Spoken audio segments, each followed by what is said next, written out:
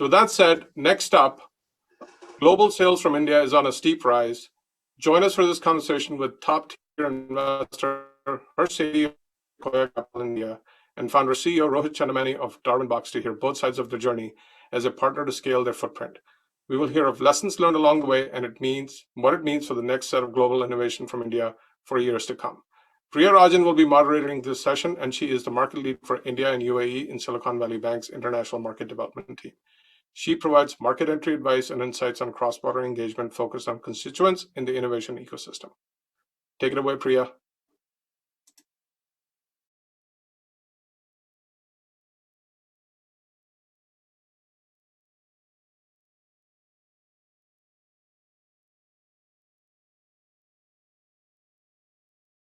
Panel. Before we kick off, just wanted to quickly introduce myself. I'm Priya Rajan, Managing Director at Silicon Valley Bank, and I oversee the India market for the bank.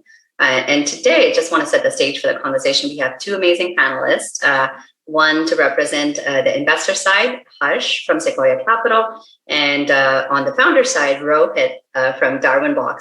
The goal of this conversation today is, as you all know, the global SaaS is completely on a steep rise, and we have two amazing speakers here today to provide their perspectives on what does that mean? What does that mean to kind of start, scale, grow, and what are the challenges in between? With that said, I'm going to pass it on to both Rohit and Harshjit to introduce themselves. Rohit, do you want to start?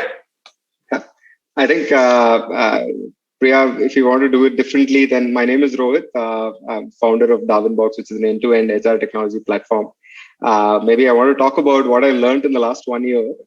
And I think the toughest one has been how to keep my 4-year-old engaged. And the amount of creativity that takes was just immense. So I think that's something interesting that's happening over the last 1 year for me. That's great. Thank you. Harsh? Everyone, great to be here. I'm an investor at Sequoia Capital in India. I've spent a lot of time investing in early stage companies, primarily focusing on SaaS, fintech, and consumer internet. And taking Rohit's cue, I think the one thing that I sort of got better at this past year is trying my hand at cooking. I've been a spectacularly bad cook, and I've learned some new baking tricks, which my nephew really enjoys. So that's been a success on the personal front. And that's you and me, Harsh. I mean, cooking. So with that said, I'm very excited. Obviously, when we have a panel on entrepreneurship, we have to do a pitch for a founder. And I'm going to try out a robot called Julia this week, and I'm very excited about it. It's Nimble is the name of the company. I'll try it out and let you guys know. But yeah, truly excited. Giving us some time to do what we need to do, right? Let's dive into scale. I think that's one of the topics that comes up, especially on the global SaaS companies. Rohit, we'll start with you. Very small portion of the early stage companies kind of make it to the next level, and if at all to the end, right? And you're one of those companies that have actually gone through several of those milestones. And you're able to invest some of the best investors, obviously one here, some of my favorites, including India partners, Lightspeed, Salesforce Ventures, etc. So what have been some of the key lessons that you have learned through these journeys? I'm sure there were peaks and valleys, right, that stand out to what got you to where you are today. I think early on in any journey, Priya, the most important part is getting the product market fit, and the speed at which we can do iterations to get that messaging, get that proposition perfect, the ideal customer profile. I think that was a very, very critical part. Right, when we started off as SaaS for Asia initially, and we were looking at enterprises in the region, there were multiple companies which had legacy, etc., which were there. So getting that messaging right on how we are better and iteratively getting better at it was the most important thing. And we got it wrong multiple times, and then we kept trying to get it right after that. And post that, I think the biggest learning has been people, right? At every stage of the journey, it's about people, getting the right set of folks, making sure you're enabling them well, making sure they are developing fast enough. Has been the most critical aspect. And I can't think of a stage where we were too late to hire someone. I think getting the right people at the right time is definitely one of the most important learnings for me, and continues to be. I think Harsh will agree as well. Yeah, and it's really humble for you to obviously acknowledge the failures first, right? As a part of your journey. And Harsh, just as a follow-on to what Rohit just said, I mean, just that sentence in itself shows that there's a lot of things, lessons learned to where they got to today. How, as investors in these top-tier companies, how do you identify these winners early on? What stands out to you? And what are some of the ways that you guys work with them to elevate, some of the challenges that they go through, especially at the early stages of building a global footprint? Would love to hear that. Sure. I think the answer actually is what Rohit mentioned, sort of, in the early part of, Darwinbox's journey. I think it really does come down to having a better product and having clear positioning for your target customers.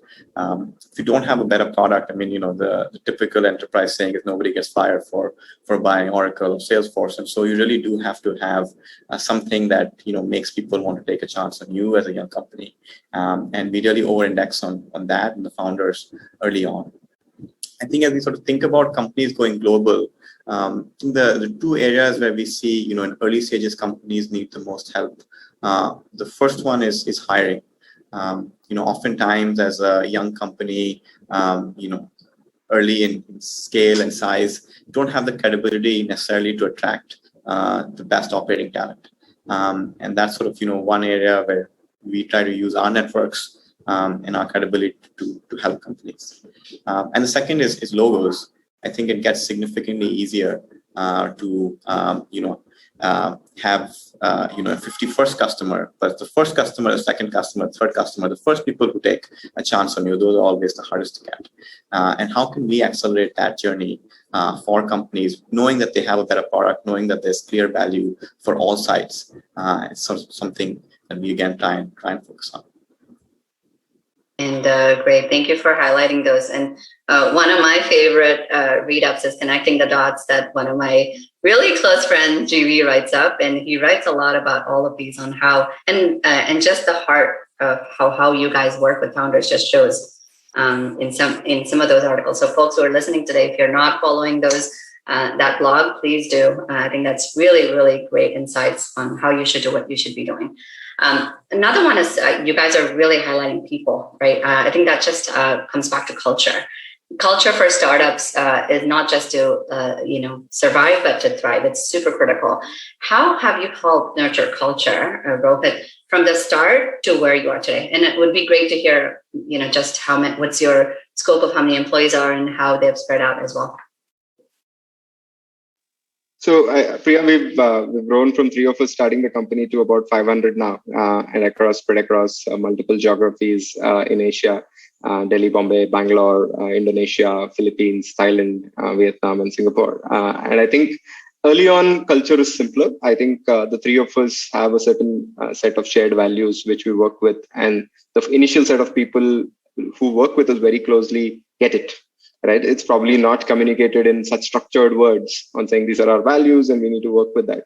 But as you grow, this becomes trickier. And I think definitely one of the toughest parts of business building is this, because even in B school, and interestingly, all 3 of us had gone to B school and never took the OB lessons seriously.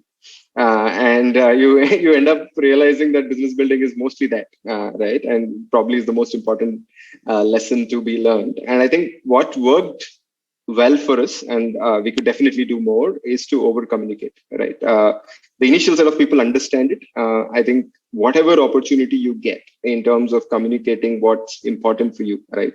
And this could be structured as values, or this could be structured as situations that you are proud of, or situations you're not so happy about. Right, over communicating that, being transparent on that has worked very well, right? And we can definitely do a lot more of that. But frequent town halls, frequent group discussions on certain situations that we've encountered is definitely one. One thing that we've learned over time is it's not just about celebrating the good value upholders. It's also calling up when there are gaps, right? Like if you're mute on those spread as well. And that's something has been a learning for us in the journey, right? Before we never actively looked at it, but it's definitely helped to call out when we think something is not as per a Darwinian standard. And how? Oh, I love that. I love the Darwinian standards. And how have? I'm sure there's a lot of hires that have happened very similar to what has happened at our company and several of our clients. And how I'm sure a lot of hires have happened in the last year that you may have not met at all. How have you imparted culture, and what does that mean to be a part of Darwinbox to those new employees? And how do you plan to kind of cultivate it going forward? I think so. We've got to the point where we've clearly articulated what it means, right? Whether it is the agility that we work with, whether it is the level of ownership that we expect everyone to take, or the level of customer centricity, right? But more than the words, I think whenever we get an opportunity, we talk about people who are upholding that, right? We talk about a situation where somebody has gone above and beyond to get something done. And this could be making sure a client is happy by doing a lot more than just delivering on what the scope expected to do. Right? And things like that, we definitely call out saying, hey, this is what ownership means for us, or this is what agility means for us. And that has been extremely helpful. And we use our platform for all the rewards and recognition parts of this thing. So the good thing about having a HR system is some of these becomes ingrained from day one. We use our own platform to give out rewards for people who uphold these. So we have badges that we give out, which is a part of the platform, and points out which they can buy stuff with. So it automatically becomes a more democratized version of it. And then people call out for each other what they think it is. And automatically you have a behavior which is recurring and reinforced. No, that's great. Thank you. Harsh, anything that you'd add that you, as on a fund basis, as you're working with portfolio companies as they scale, from a culture standpoint, anything that you guys highlight to ensure that they're on the right track as they're building it up? Yeah.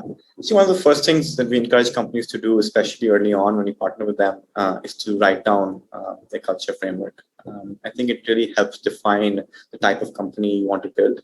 And I think it's one of those, early irreversible decisions you take. It's hard to change culture overnight. And so the way you set it up in the early days really matter. It defines the set of talent you're able to attract. And so I think, we emphasize that a lot. I think one thing that, often happens though, when you're sort of, a young company, you're enamored by some of the global successes. And, oftentimes one thing that I notice is, founders tend to borrow some of the culture values from what a Facebook or Amazon is doing because, they've achieved so much success. Clearly they have culture that works for them. And, one sort of, push to founders I work with often is that, it's like DNA. It needs to be very intrinsic to you. It sort of needs to play to your strengths. It needs to play to the type of people that you want to attract. And so it needs to be something that's, very, very personal to the company. And so it's important to sort of, think this through and get it right and define it for yourselves and for everybody else in the company. That's a great point. It's good to have a North Star, but you need to kind of have your own version of how to get to the North Star, right? I'm going to flip a few questions around based on earlier discussions as we're running out of time. I want to start off with address one of the key things about building a global footprint. Rohit, you've obviously built a really strong global footprint.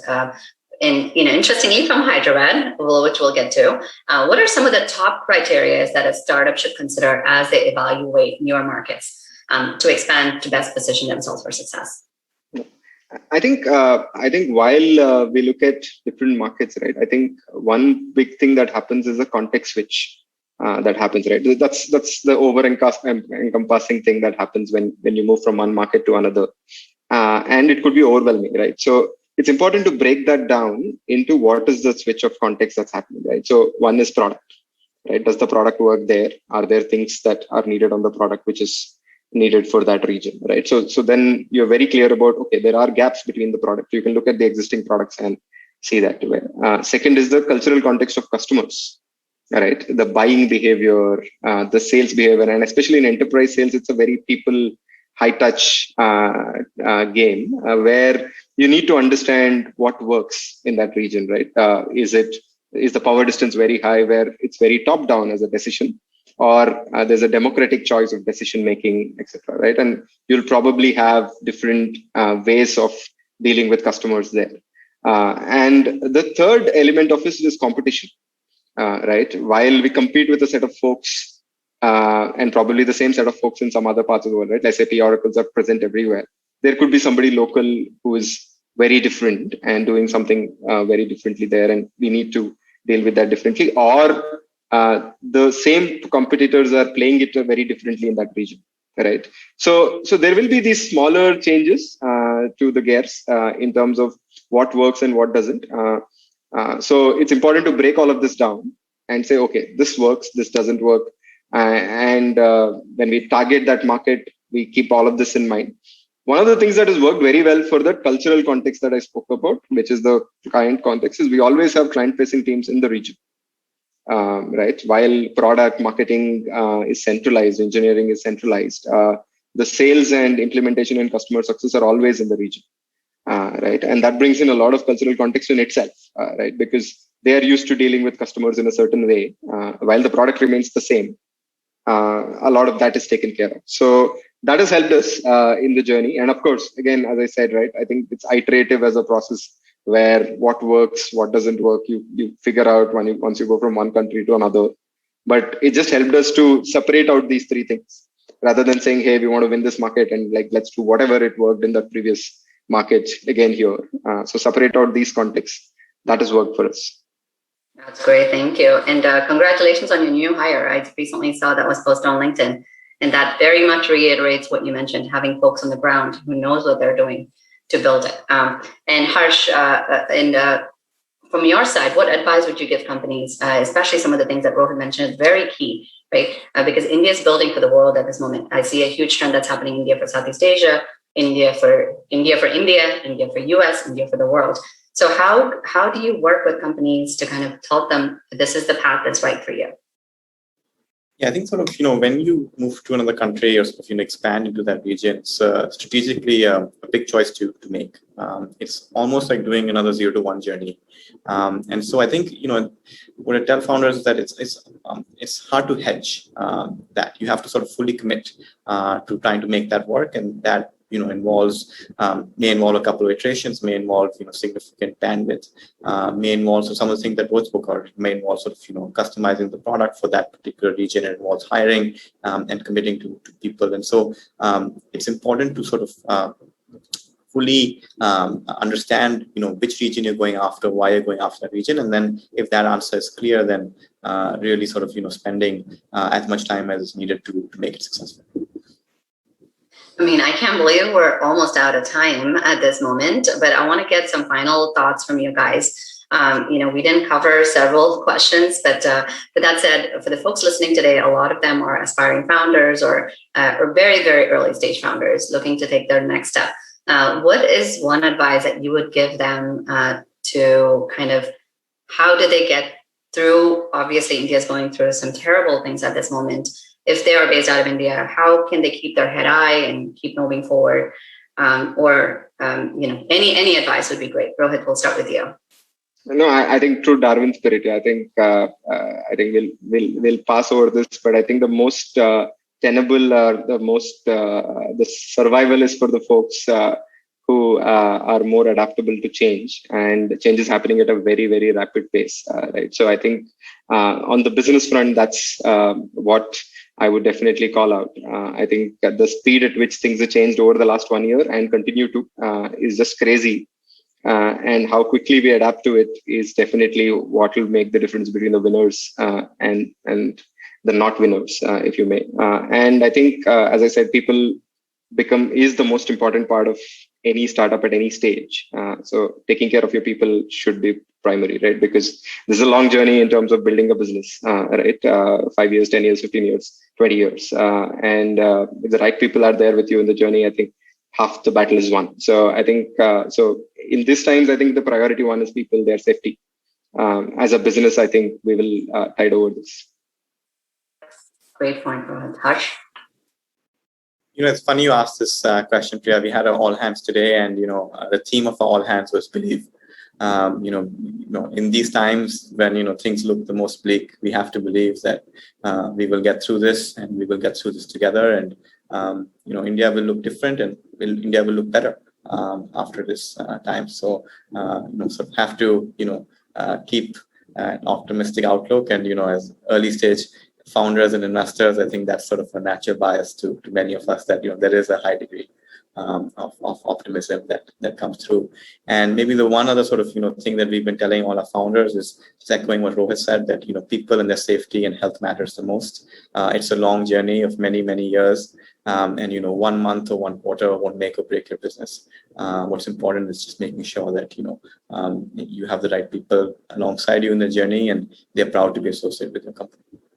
Yep. So hope is the word, and we will get through this stronger than ever. With that said, thank you so much, Rohit. Thank you so much, Harsh, for sharing incredible insights. I know it was super short of time, which we expected it to be, but again, I appreciate you taking time today.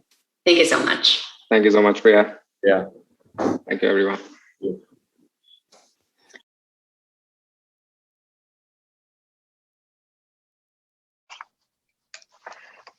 Well, thanks, Priya, Harsh, and Rohit.